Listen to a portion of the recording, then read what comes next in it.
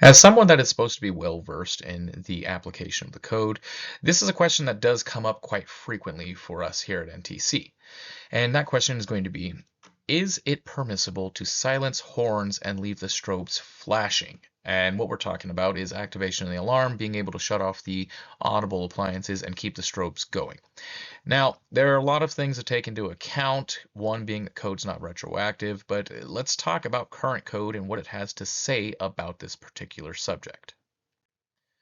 So, fire alarm systems, specifically what we see from NFPA 72, requires a simultaneous deactivation of audible as well as visible notification. Now, the reason behind this is if you were to silence one and not the other, there could be confusion for people that are either hearing impaired or visually impaired.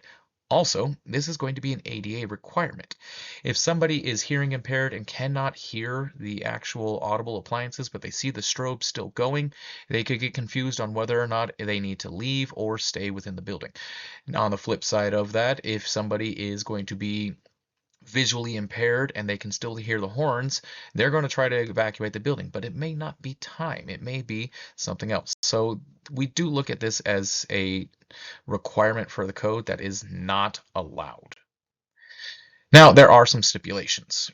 When we're utilizing an emergency communication system, i.e. voice evac or mass notification, when we are doing a deactivation, there has to be simultaneous deactivation as a group in that area, unless our emergency response plan permits the separation of the silencing of visibles and audibles.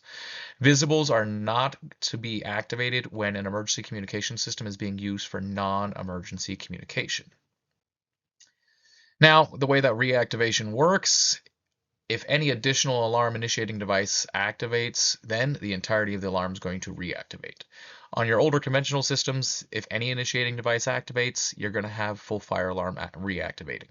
On an addressable system, if there's the activation of a different device in the same room, the system will reactivate, or if there is the activation of any device in any room, you're going to have reactivation.